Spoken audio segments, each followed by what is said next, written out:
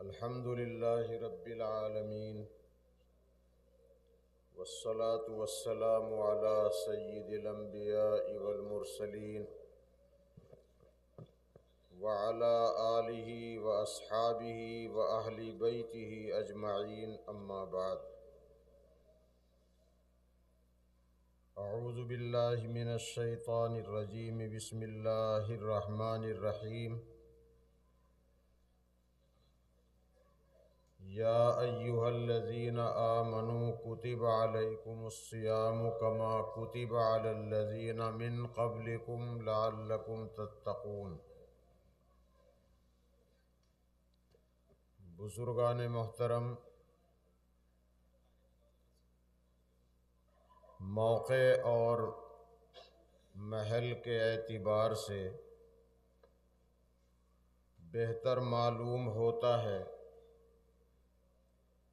کہ رمضان المبارک کے تعلق سے کچھ ضروری باتیں عرض کر دی جائیں تاکہ ہم انہی کی روشنی میں رمضان شریف کی اپنی عبادتوں کو انجام دیں۔ آپ سبھی جانتے ہیں کہ رمضان شریف اللہ کی رحمتوں برکتوں کا مہینہ ہے۔ رمضان شریف میں ہر نیکی کا ثواب بڑھ جاتا ہے۔ ایک نفل درجے کی نیکی کرنے پر ایک فرض کے برابر ثواب ملتا ہے،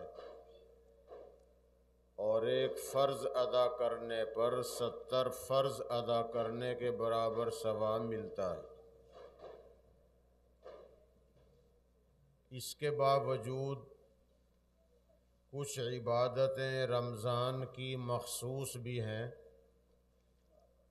کہ وہ عبادتیں رمضان ہی کے ساتھ تعلق رکھتی ہیں، رمضان کے علاوہ وہ عبادت ادا نہیں کی جاتی۔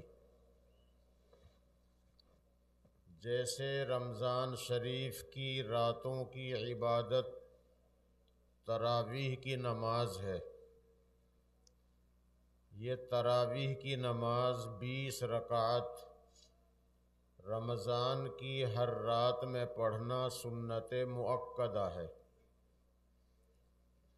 سرکار دو عالم صلی اللہ علیہ وسلم کے عمل سے ثابت ہے، اور اس پر عمل کرنا آپ کے قول سے بھی ثابت ہے۔ صحابہ کرام رضی اللہ تعالی عنہم نے پابندی کے ساتھ 20 رکعت تراویح ادا کی ہے۔ کچھ لوگ اپنی ناسمجھی کی وجہ سے تراویح کو 20 رکعت کے بجائے 8 رکعت بتاتے ہیں۔ اصل انہیں حدیث کی فہم اور سمجھ نہیں ہے۔ شیعہ حضرات کہتے ہیں کہ تراویح 8 رکعت ہے،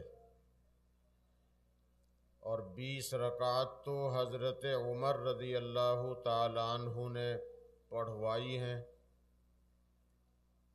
ایسے ہی ایک جماعت ہے جن کو وہابیہ کہتے ہیں، غیر مقلد بھی کہا جاتا ہے، وہ اپنے کو اہل حدیث کہتے ہیں، سلفی بھی کہتے ہیں۔ وہ بھی کہتے ہیں کہ تراویح 20 رکعت نہیں بلکہ 8 ہی رکعت ہے۔ ان کا یہ کہنا حدیث پاک کے سراسر خلاف ہے۔ ہم تو اہل سنت و جماعت ہیں، سنی مسلمان ہیں۔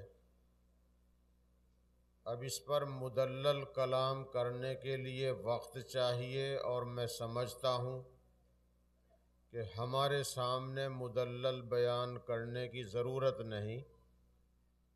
ہم اپنے بڑوں کو 20 رکعت پڑھتے ہوئے دیکھتے آئے ہیں، اور ہمیں خوب یقین ہے اور شرح صدر ہے کہ رسول پاک صلی اللہ علیہ وسلم کے عمل سے صحابہ کرام رضی اللہ تعالی عنہم نے 20 رکعت جو پابندی کے ساتھ پڑھی ہیں، اسی طریقے پر عمل کرنے میں ہم سب کی نجات ہے۔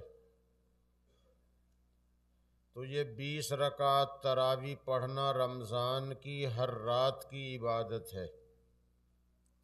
یہ عبادت ایسی ہے کہ رمضان کی رات رات میں ہو سکتی ہے، پھر اس کی قضا بھی نہیں۔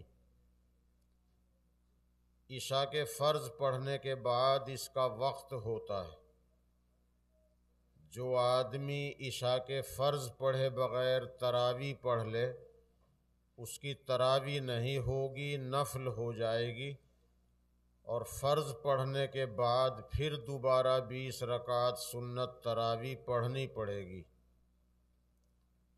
اگر ہم مسجد میں ایسے وقت میں پہنچے کہ فرض نماز کی جماعت ہو چکی ہے اور امام صاحب تراویح پڑھانے لگے ہیں، تو ہمیں پہلے اپنی فرض نماز پڑھنی پڑے گی، پھر 2 سنت ادا کر کے تراویح کی نماز میں شامل ہوں گے، اور جو تراویح ہماری چھوٹ گئی پھر ان کو وتروں کے بعد ادا کریں گے۔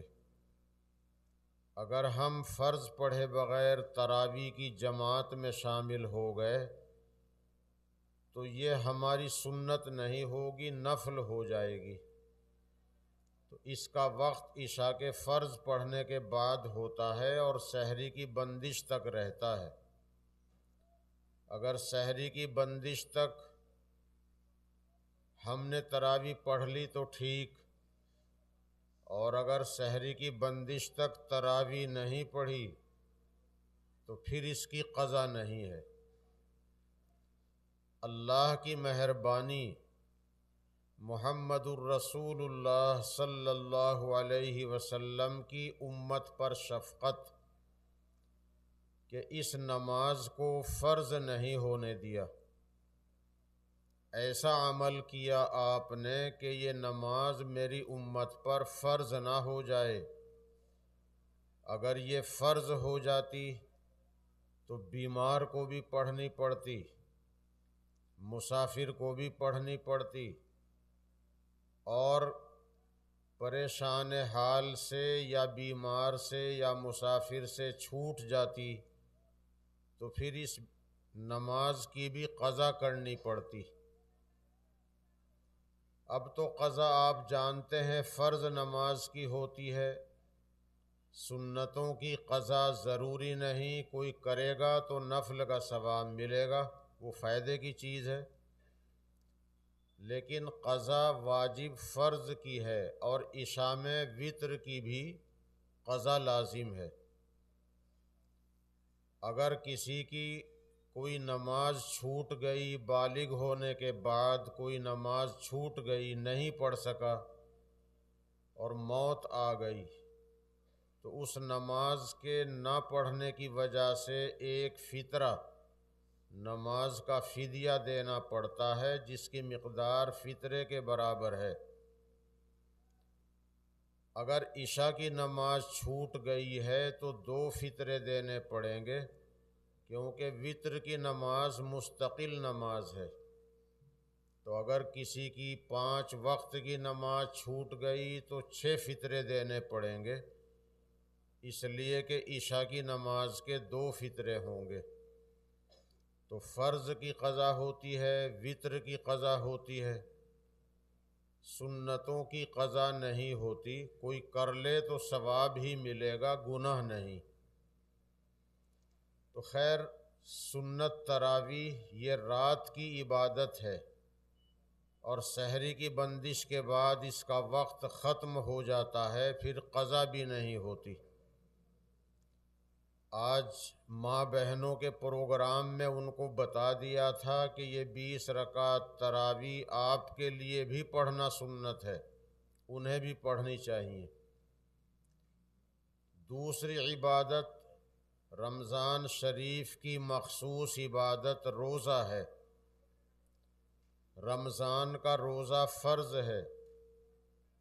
حدیث پاک میں ہے کہ اگر کسی شخص نے بغیر مجبوری کے رمضان کا روزہ چھوڑ دیا تو اس کے چھوڑنے کی وجہ سے اتنی بڑی خیر سے محروم ہوا۔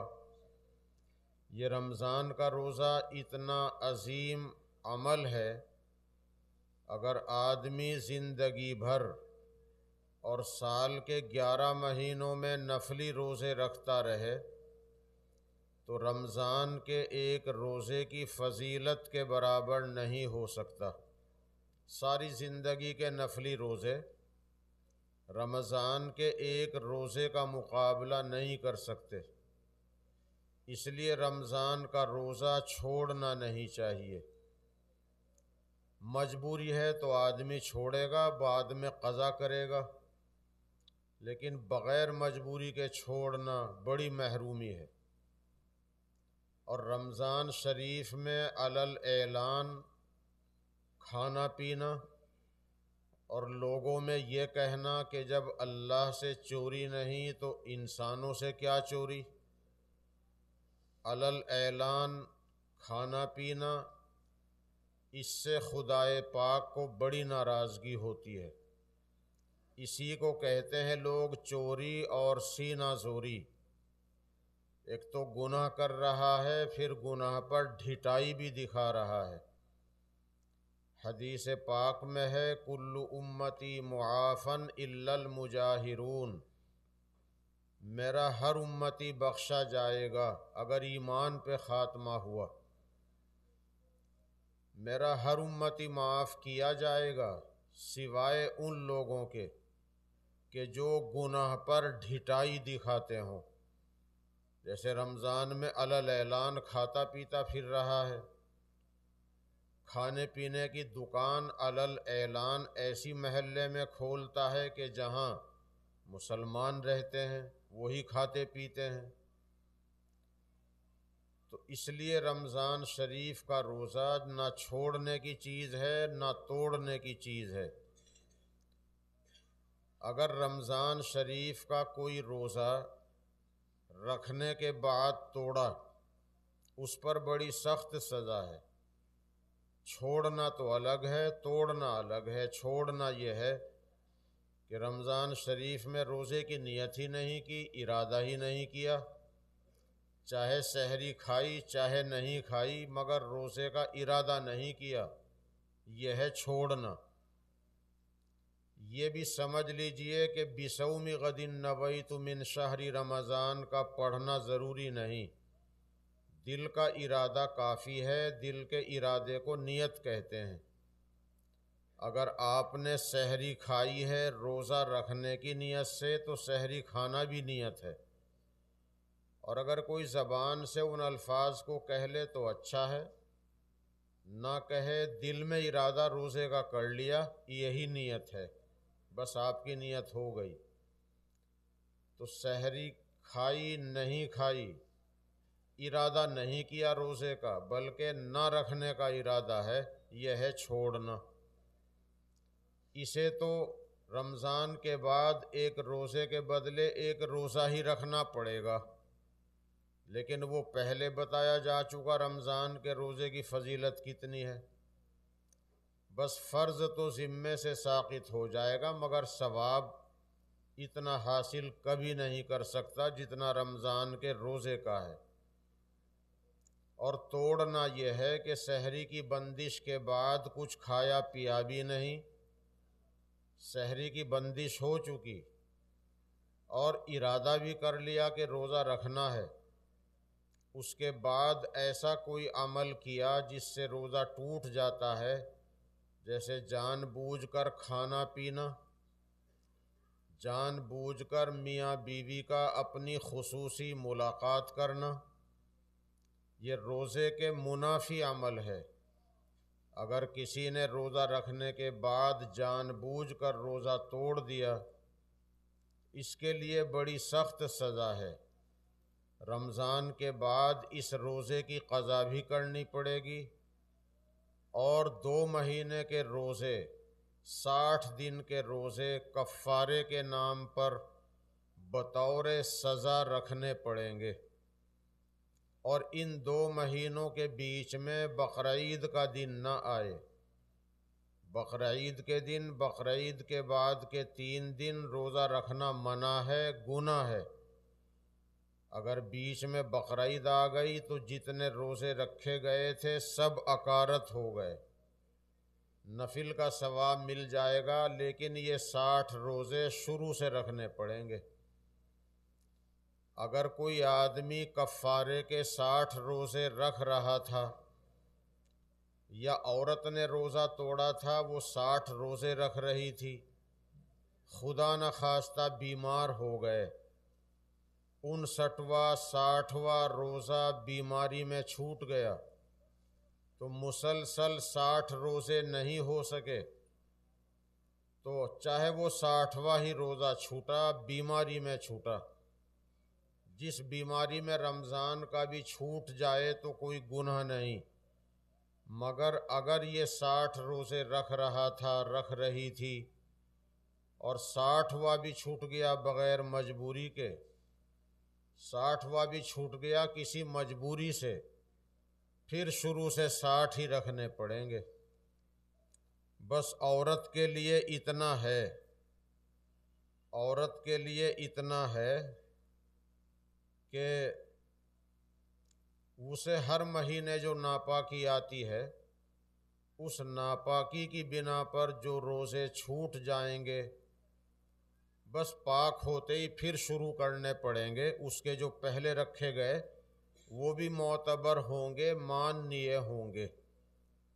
یہ جو قدرتی مجبوری عورت کے ساتھ لگی ہے، شریعت نے اس کو ایسی مجبوری مانا ہے کہ یہ 60 روزے رکھ رہی تھی، پھر ایم سی ہونے لگی تو اس سے پہلے رکھے گئے وہ بھی معتبر ہیں، اور پاک ہونے کے فوراً بعد پھر رکھنے شروع کر دے، لیکن اور کسی مجبوری سے کوئی روزہ چھوٹ گیا تو شروع سے 60 ہی رکھنے پڑیں گے۔ اور جس آدمی نے رمضان کا روزہ توڑا تھا پھر 60 روزے رکھنے کی ہمت نہیں ہے تو 60 غریبوں کو ایک ایک فطرہ دینا پڑے گا، یا 60 غریبوں کو 2 وقت پیٹ بھر کر کھانا کھلانا پڑے گا۔ یہ ہے رمضان کا روزہ جان بوجھ کر توڑنے کی سزا، اس لیے نہیں توڑنا نہ چھوڑنا۔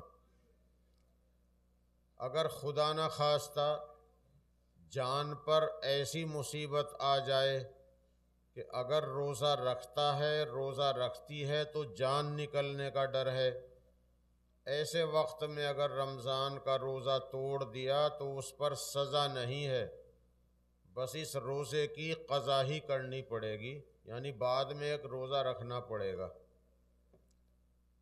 اور رمضان شریف کا روزہ بغیر مجبوری کے نہ چھوڑیں، مجبوری ہے تو چھوڑ سکتے ہیں، جیسے کوئی آدمی بیمار ہے اور ہر 4-5 گھنٹے میں دوائی کی ضرورت پڑتی ہے، نہیں دوائی کھاتا تو بیماری بڑھتی ہے، تو شریعت کہتی ہے روزہ چھوڑ دے اور بعد میں اس کی قضا کر لے، اور اگر قضا نہیں کر سکا، موت آ گئی تو جتنے روزے چھوٹ گئے ہر روزے کے عوض اس کا فدیہ، یعنی ایک روزے کے عوض اس کے بدلے میں ایک فطرہ دیا جائے۔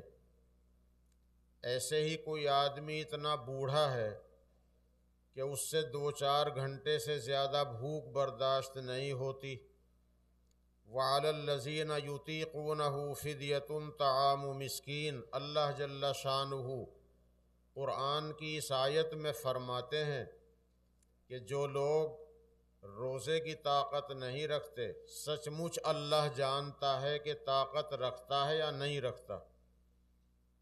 خدا نہ خواستہ کوئی آدمی شوگر کا مریض ہے اور وہ روزہ رکھ سکتا ہے، لیکن اس کے دل میں چور ہے، نہیں رکھنا چاہتا، وہ لوگوں کو دھوکہ دے سکتا ہے کہ میں شوگر کا مریض ہوں، شوگر والے سے بھوک برداشت نہیں ہوتی، مگر اللہ کو دھوکہ نہیں دے سکتا۔ اللہ جانتا ہے کہ اس کا شوگر کس پوزیشن میں ہے، یہ روزہ رکھ سکتا ہے یا نہیں رکھ سکتا۔ تو اللہ فرماتے ہیں کہ جو روزے کی طاقت نہیں رکھتے وہ روزہ چھوڑ دیں اور ہر روزے کے بدلے ایک فدیہ فطرہ ادا کریں، وہی 2.25 کلو گیہوں، 1 کلو 700 گرام گیہوں یا آٹا یا اس کی قیمت، اور اگر بعد میں طاقت آ جائے تو پھر روزے بھی رکھنے پڑیں گے۔ ایسے ہی شریعت نے مجبوری بتائی ہے، کوئی عورت حمل سے ہو اور روزہ رکھنے کی وجہ سے اس کو اپنی جان کا خطرہ ہو یا پیٹ کے بچے کی جان کا خطرہ ہو، روزہ چھوڑ سکتی ہے، بعد میں روزے کی قضا کرے گی، اور اگر قضا نہیں کر سکی، موت آ گئی، تو جتنے روزے چھوٹ گئے تھے ہر روزے کے بدلے ایک فطرہ دیا جائے گا۔ ایسے ہی اگر عورت کسی بچے کو دودھ پلاتی ہے اور وہ بچہ اسی کا دودھ پیتا ہے اور کوئی چیز کھاتا نہیں، اور روزہ رکھنے کی وجہ سے دودھ سوکھ رہا ہو، تو بچے کی جان کو خطرہ ہے۔ شریعت کہتی ہے یہ عورت روزہ چھوڑ دے، اور جب یہ بچہ کچھ کھانے پینے لگے تو اس کے بعد یہ روزوں کی قضا کرے، اور اگر قضا نہیں کر سکی، موت آ گئی، تو جتنے روزے چھوٹ گئے تھے ہر روزے کے بدلے ایک فطرہ دیا جائے گا۔ ایسے ہی عورت کو جو ہر مہینے ناپاکی آتی ہے، یہ خدا کی طرف سے مقدر ہے، جب بالغ ہو گئی، تندرست ہے، بڑھاپے کو نہیں پہنچی، اللہ کی طرف سے مقدر ہے کہ ہر مہینے ناپاکی کے دنوں سے گزرنا ہے۔ یہ ناپاکی 3 دن سے کم نہیں ہوتی، 10 دن سے زیادہ نہیں ہوتی۔ اگر 3 دن سے کم ہے تو بیماری ہے، اگر 10 دن سے اوپر ہے تب بھی بیماری ہے۔ بیماری میں روزہ معاف نہیں، بیماری میں نماز معاف نہیں، تازہ وضو کر کے اسی حالت میں نماز پڑھی جائے گی۔ لیکن جسے ہم ناپاکی کہہ رہے ہیں، MC جس کو کہتے ہیں، اس میں نماز معاف ہے اور روزہ رکھنا بھی جائز نہیں، مگر MC سے پاک ہونے کے بعد روزے رکھے گی، اور جتنے روزے رمضان کے MC کی وجہ سے چھوٹ گئے، رمضان کے بعد ان کی قضا کرے گی۔ اگر قضا نہیں کر سکی اور موقع ملا تھا اور قضا نہیں کر سکی، موت آ گئی، تو جتنے روزے چھوٹ گئے تھے ہر روزے کے بدلے وہی فدیہ یعنی ایک فطرہ، ایک روزے کا ایک فطرہ دیا جائے گا۔ بچے کی پیدائش کے بعد عورت کو ناپاکی آتی ہے، اس کی آخری حد 40 دن ہے۔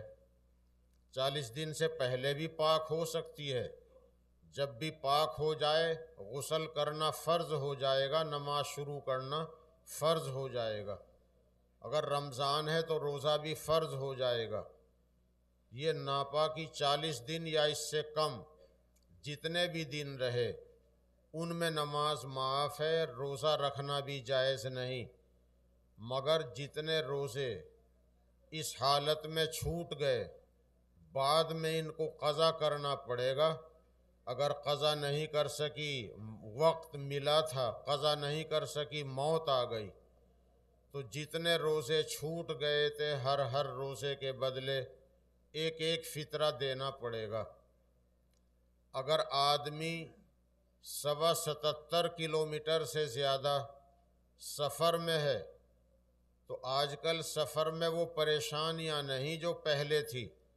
سفر کرنے والے کو روزہ رکھنا بہتر ہے، رکھنا چاہیے، لیکن اگر 77 کلومیٹر سے زیادہ کا سفر ہے اور یہ روزہ چھوڑ رہا ہے تو روزہ چھوڑنے کا گنہگار تو نہیں ہوگا، مگر سفر پورا ہونے کے بعد جب سفر پورا ہو گیا تو سفر کے چھوٹے ہوئے روزوں کی قضا کرنا فرض ہے۔ اگر سفر کے بعد اتنا وقت ملا جن میں روزوں کی قضا کر سکتا تھا اور قضا نہیں کر سکا، موت آ گئی، تو جتنے روزے سفر میں چھوٹے تھے ہر روزے کے بدلے وہی ایک فدیہ یعنی فطرہ دینا پڑے گا۔ یہ مجبوریاں ہیں جن میں رمضان کا روزہ چھوڑا جا سکتا ہے، باقی یہ چیز چھوڑنے کی نہیں۔ کچھ لوگ لا علمی کی وجہ سے چھوڑ دیتے ہیں۔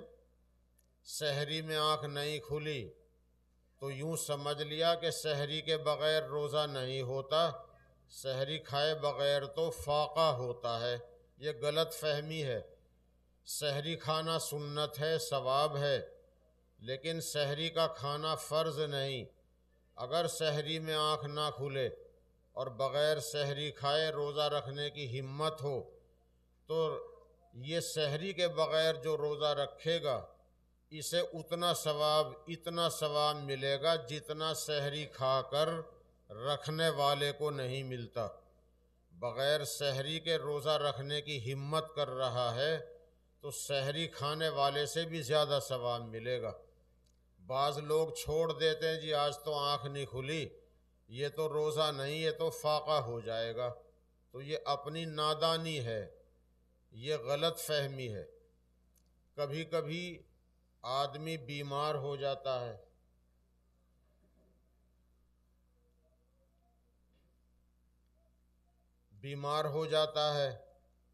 اور ڈاکٹر صاحب یہ کہتے ہیں کہ انجیکشن لگانا پڑے گا، خون ٹیسٹ کرنا پڑے گا، خون بدن میں چڑھانا پڑے گا، آپ کو گلوکوز کی بوتل لگانی پڑے گی۔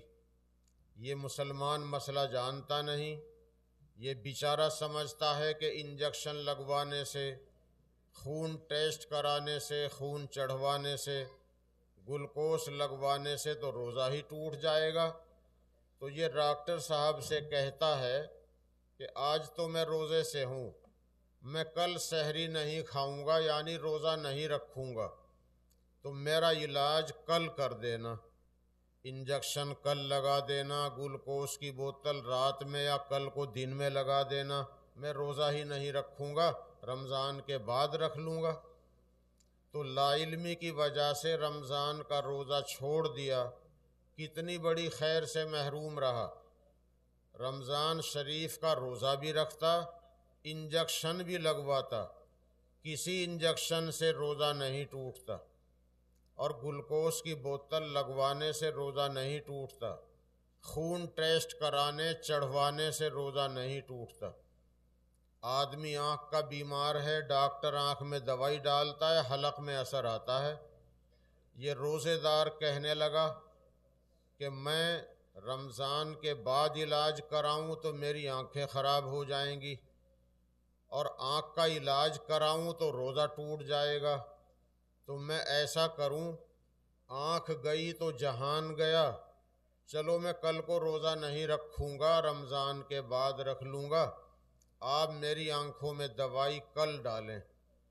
تو دیکھیے روزہ چھوڑ کر کتنے خیر سے محروم رہا، روزہ بھی رکھتا، آنکھوں کا علاج بھی کراتا، آنکھ میں دوائی تیل شہد کچھ بھی ڈالنے سے روزہ نہیں ٹوٹتا، حلق میں اثر آئے گا، روزے پہ کوئی فرق نہیں پڑتا۔ ناک میں اور کان میں تیل یا دوائی ڈالنے سے روزہ ٹوٹ جائے گا، ناک میں پانی جانے سے بھی ٹوٹ جائے گا، اور کان میں پانی جانے سے روزہ نہیں ٹوٹے گا، کیونکہ کان میں جانے والے پانی کا کوئی فائدہ نہیں، اور تیل یا دوائی وہ دماغ کے فائدے کے لیے ہے۔ روزے دار اگر اگربتی کا دھواں، لوبان کی دھنی جان بوجھ کے سونگھ لے، روزہ ٹوٹ جائے گا۔ یہ دھویں دار خوشبو کا مسئلہ ہے، دھویں والی خوشبو۔ عطر سونگھنے سے روزے میں کوئی خرابی نہیں آئے گی، عطر میں دھواں نہیں ہے۔ اگر اگربتی یا لیے لوبان کی دھنی سونگھ لی، روزہ ٹوٹ جائے گا۔ ویسے ہی خوشبو آ گئی، دھواں ہماری ناک میں ہمارے منہ میں نہیں گیا، خوشبو رچ بس رہی تھی، خوشبو آ گئی، روزہ نہیں ٹوٹے گا۔ کھانے کی بھاپ منہ میں چلی جائے تو کھانے کی بھاپ سے روزہ نہیں ٹوٹتا، اس لیے کہ اگربتی کا مقصد تو سونگھ کر پورا ہوتا ہے، اور کھانے کا مقصد کھا کر پورا ہوتا ہے۔ تو کھانے کی بھاپ کے جانے سے روزہ نہیں ٹوٹتا۔ انجن کا دھواں، مشین کا دھواں، گرد و غبار، اسی طرح مکھی مچھر کچھ بھی حلق میں چلا جائے روزہ نہیں ٹوٹے گا۔ لیکن اگر بتی کا مسئلہ میں نے بتا دیا ہے، اس لیے احتیاط ضروری ہے۔ اگر کوئی بیمار آدمی پانی میں دوائی ڈال کر اسے گرم کر کے اس کا بھپارا لے، روزہ ٹوٹ جائے گا، کیونکہ اس بھاپ میں دوائی کے ذرات جاتے ہیں۔ اور اگر خالی گرم پانی کا بھپارا لیتا ہے اس سے روزہ نہیں ٹوٹے گا۔ سسکی کا مریض ہے، دم گھٹتا ہے، تو ایک ڈبیا اس کے پاس رہتی ہے، بٹن دباتا ہے، منہ میں بھاپ لیتا ہے، اللہ کے حکم سے اس کا سانس کھل جاتا ہے۔ اس دوائی کے ذریعے سے روزہ ٹوٹ جاتا ہے، اس لیے کہ اس بھاپ کے اندر دوائی ہے۔ کوئی آدمی دل کا مریض ہے، جیب کے نیچے، زبان کے نیچے رکھنے کو ایک دوائی ملتی ہے، اگر یہ دوائی زبان کے نیچے رکھی اور لعاب میں، تھوک میں مل کر حلق میں نہ جائے روزہ نہیں ٹوٹے گا۔ آدمی اپنا علاج بھی کرائے اور روزہ بھی رکھے۔ یہ جو انہیلر والا مسئلہ ہے، جو بھاپ والا، سسکی کے مریض کا، دمے کے مریض والا مسئلہ ہے، اگر خدا نہ خواستہ ایسا مریض ہے کہ اسے روزانہ دقت پیش آتی ہے تو روزے بھی رکھتا رہے، اور جب دقت ہو تو یہ انہیلر سے بھاپ لے کر اپنا علاج بھی کراتا رہے۔ اگر اللہ ہمت دے تو جتنے روزوں میں ایسا کیا ہے کہ وہ دوائی کی بھاپ لینی پڑی ہے تو ان روزوں کا فطرہ بھی ادا کر دے، جسے فدیہ کہتے ہیں۔ تو یہ چند مسائل ہیں جو میں نے آپ حضرات کے سامنے رکھے۔ بھول کر کھانے پینے سے روزے میں خرابی نہیں آتی۔ اگر جوان آدمی بھول کر کھائے پیے اسے یاد دلا دو، اگر کمزور آدمی بھول کر کھا پی رہا ہو اسے یاد بھی نہ دلاؤ، اس کو سہارا مل جائے گا اور اس کا روزہ بھی ہو جائے گا۔ یعنی بھول کر کھانے پینے سے روزے میں خرابی نہیں آتی۔ تو جوان آدمی بھول کر کھانے پینے لگے، یاد دلا دو۔ کمزور آدمی کھا رہا ہے، پی رہا ہے، یاد نہ دلاؤ۔ اسی طریقے سے روزے دار کا جی مت لایا اور متلی ہونے کی وجہ سے لوٹ ہو گئی۔ بعض مرتبہ آدمی سوچتا ہے کہ میرا روزہ ٹوٹ گیا، لوٹ کے ہونے سے روزہ نہیں ٹوٹتا۔ لوٹ کے ہونے سے، الٹی کے ہونے سے وضو ٹوٹتا ہے، روزہ نہیں ٹوٹتا۔ منہ بھر کے اگر قے ہو جائے وضو ٹوٹ گیا، روزہ نہیں ٹوٹا۔ اگر حلق میں انگلی ڈال کر قے کرتا ہے، لوٹ کرتا ہے اور منہ بھر کے نہیں ہوئی تب بھی روزہ نہیں ٹوٹا۔ حلق میں انگلی ڈال کر لوٹ کی ہے، منہ بھر کے ہو گئی، اب روزہ ٹوٹ گیا۔ اور جی مت لانے کی وجہ سے ہوئی، چاہے جتنی مرتبہ ہو، جتنی مقدار میں ہو، روزے میں کوئی خرابی نہیں آتی۔ ایک ہوتی ہے بھول، ایک ہوتی ہے خطا۔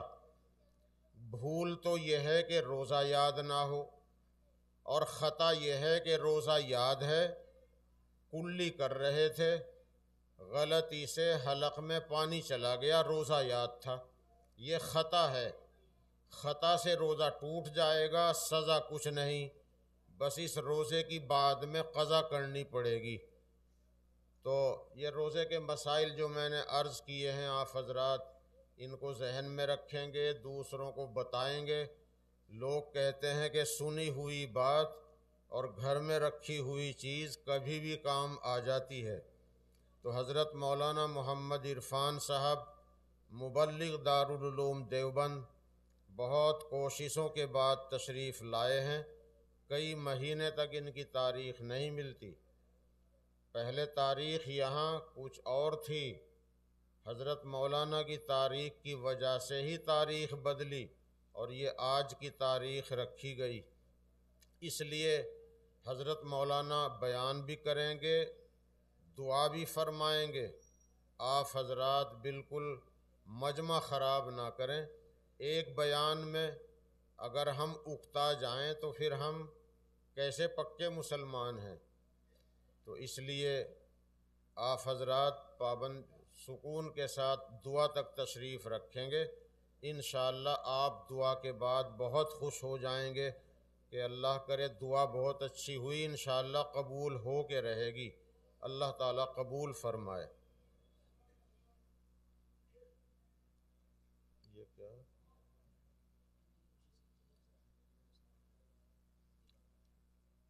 ایک مسئلہ پوچھ رہے ہیں کہ آج کل دیواروں پر واٹر پروف کلر ہوتا ہے، اگر وہ ہاتھ پر لگ جائیں اور پانی نہ پہنچے تو کیا نماز ہوگی یا نہیں؟ یہ مسئلہ وہی ہے کہ جیسے الیکشن میں ہم نے ووٹ ڈالا تو ہماری انگلی پر ایک نشان لگا، اسی طرح کلی چونا کرنے والوں کے ہاتھوں پر پینٹ کے نشان لگ جاتے ہیں۔ یہی واٹر پروفنگ والے کا بھی مسئلہ یہ ہے کہ جو چیز لگ رہی ہے وضو کے اعضاء پر، وضو میں دھوئے جانے والے اعضاء پر، اسے اتارنے کی کوشش کریں، جو طریقہ اتارنے کا ہے وہ استعمال کریں۔ اگر وہ اتر گئی تو بہتر، کم اتر گئی تب بھی بہتر، کوشش کرنے کے بعد نہیں اترتی وہ معاف ہے، پھر وضو ہو جائے گا، غسل بھی ہو جائے گا۔ کیا ہے؟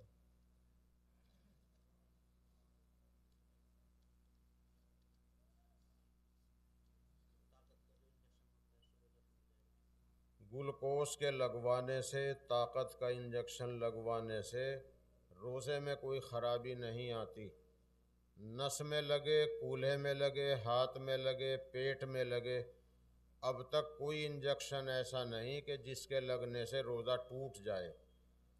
وہ خدا نہ کرے کتا کاٹ لے تو اس کے انجیکشن پیٹ میں لگتے ہیں، مگر اس کی سوئی وہاں تک نہیں پہنچتی جہاں تک سوئی کے پہنچنے سے روزہ ٹوٹتا ہے، یعنی معدے تک نہیں پہنچتی۔ اگر کوئی ایسی دوائی ہو کہ جو سیدھی دماغ میں پہنچتی ہو، یا ایسا انجیکشن ہے کہ سیدھا معدے میں یا دماغ میں جاتا ہے، اس سے روزہ ٹوٹے گا، اور ایسا کوئی انجیکشن نہیں ہے۔ سارے انجیکشنوں کی دوائی واسطہ در واسطہ ہو کے جاتی ہے، جیسے آنکھ میں دوائی ڈالی، حلق میں اثر آیا، یہ واسطہ در واسطہ ہو کے آتا ہے، بالکل براہ راست یہ اثر نہیں آتا۔ تو اس لیے طاقت کے انجیکشن سے بھی روزے میں خرابی نہیں آتی۔ بس اتنا ہے کہ کوئی آدمی اگر یہ چاہے کہ روزہ رکھنے سے میرے اندر کچھ بھی کمزوری نہ آئے اور میرے بدن کی زکوٰۃ ہی نہ نکلے، اس لیے روزے بھی رکھتا ہے، گلوکوز بھی لگواتا ہے، طاقت کے انجیکشن لگواتا ہے، بلا وجہ لگوا رہا ہے تاکہ کمزوری کچھ بھی نہ آئے، تو اس کا ایسا کرنا مکروہ ہے، روزہ پھر بھی نہیں ٹوٹے گا، بلا ضرورت ایسا کرنا مکروہ ہے۔ تو آپ حضرات سے مجھے امید ہے کہ آپ جلسے کے اخیر تک دعا تک تشریف رکھیں گے، اور کوئی لمبا پروگرام تو ہے نہیں، ہمارے ایک ہی مہمان ہیں۔ اگر آپ اس طرح اٹھ کے چلے گئے یا میں جاؤں مجبوری میں دوسرے جلسے کی وجہ سے اور آپ کھڑے ہو گئے تو ہماری ہی بدنامگی ہے، اور آنے والے مہمان اس سے اچھا اثر نہیں لیں گے۔